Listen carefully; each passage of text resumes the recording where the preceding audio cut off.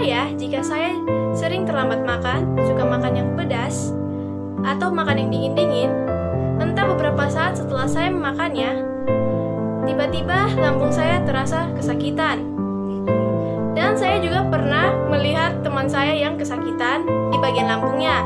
Setelah saya berbincang-bincang dengan teman saya, ternyata dia habis memakan makanan yang asam saat perutnya sedang kosong atau kembung. Kira-kira makanan apa yang bisa kami konsumsi dan yang tidak bisa kami konsumsi saat sedang sakit mah? Pastinya bukan hanya saya yang ingin mengetahui jawabannya.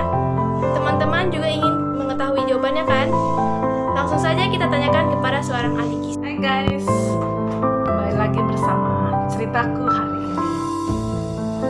Banyak yang bertanya, saya sering terlambat makan, saya sering makan pedas, saya suka makan yang asam-asam, suka makan yang dingin-dingin, yang panas-panas. Tapi senang makan, tetapi tidak lama kemudian lambungku sakit, nyeri sampai ulu hati, sesak sampai di dada. Nah, pernah tidak teman-teman mengalami itu? Kalau pernah, mungkin Anda kena mah atau sakit lambung ya. Lambung itu erat kaitannya dengan kebiasaan kita sehari-hari. Ketika kita nyeri lambung, ketika kita merasa sakit, kita kambuh, apa yang harus kita lakukan? Tujuan dietnya adalah tujuan pemberian diet lambung ini untuk meringankan beban kerja saluran pencernaan, terus juga membantu menetralisir kelebihan asam lambung, memberikan makanan dengan zat gizi yang adekuat dan tidak merangsang. Nah, syaratnya apa saja? Syarat dietnya adalah makanan dalam bentuk lunak seperti misalnya bubur ya, yang mudah dicerna, lunak dan mudah cerna. Hindari makanan yang tidak merangsang lambung seperti asam, yang tadi teman-teman katakan suka makan asam, pedas, panas, dingin. Nah, ini yang merangsang saluran pencernaan ini harus dihindari. Terus porsi kecil tapi sering. Jadi kalau kita makan sedikit-sedikit tapi sering ya. Terus cara pengolahan makanannya direbus, juga kukus, panggang, dan tumis. Nah, bagaimana mengatur makanan kita? Ada bahan makanan, baik itu sumber karbohidrat, sumber protein hewani, sumber protein nabati, sayuran, buah-buahan, minuman, bumbu, lemak itu yang boleh kita makan dalam jumlah banyak, bebas. Tapi ada juga bahan makanan yang harus kita batasi, dan ada juga bahan makanan yang harus kita hindari. Bahan makanan yang dibatasi seperti apa sih? Nah, lihat di sini ya. Sumber protein, sumber karbohidrat yang pertama yang kita harus batasi adalah seperti mie, seperti roti putih, ketan, kue-kue, cake, biskuit ya. Kemudian yang kita batasi dari sumber protein hewani seperti apa sih? Ya, kita boleh makan misalnya daging tanpa lemak, tetapi hanya boleh 1 kali 1 minggu. Ayam 3 kali dalam 1 minggu ya. Kemudian bebek, sarden atau makanan kaleng ya, kuning telur hanya boleh 1 kali 1 minggu. Ini makanan yang boleh dimakan tapi dalam jumlah terbatas yang dibatasi.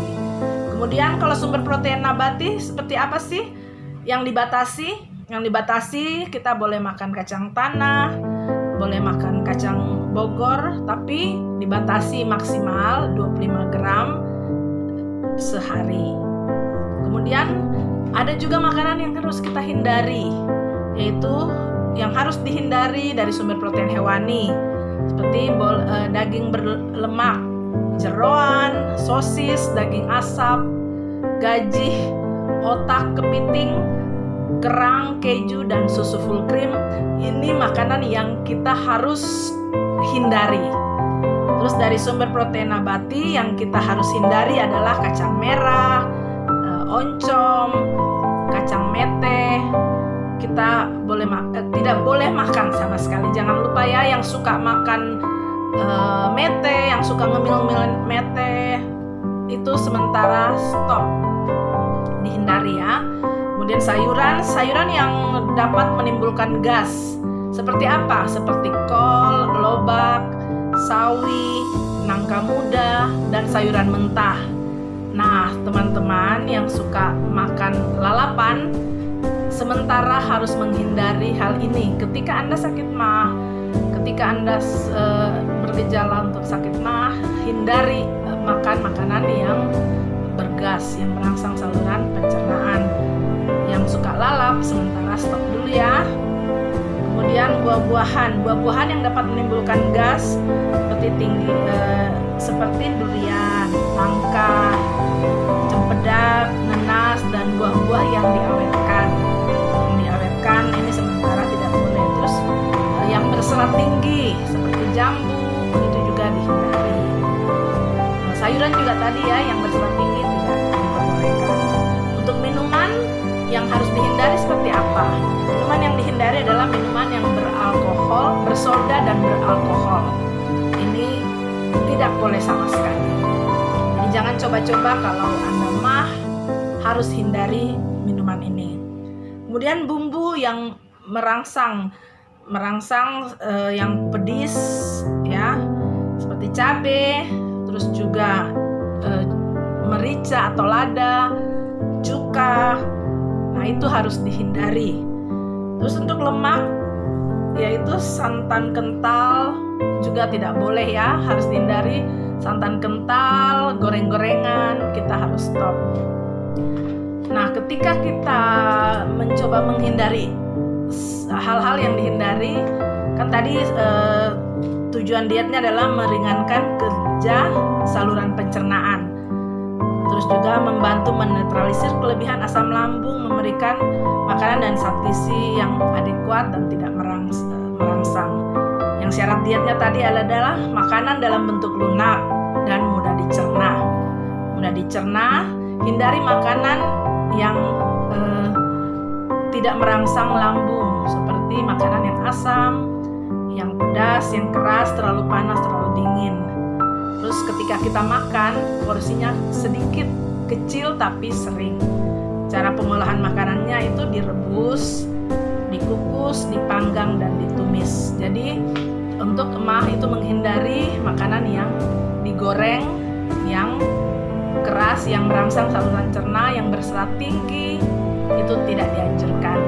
Oke teman-teman, kalau kita sudah mendengar hal ini dan kita coba lakukan, ya semoga kita bisa dapat menikmati hidup dengan sehat, menjalani hidup dengan sehat, walaupun di tengah-tengah kehidupan kita ya pasti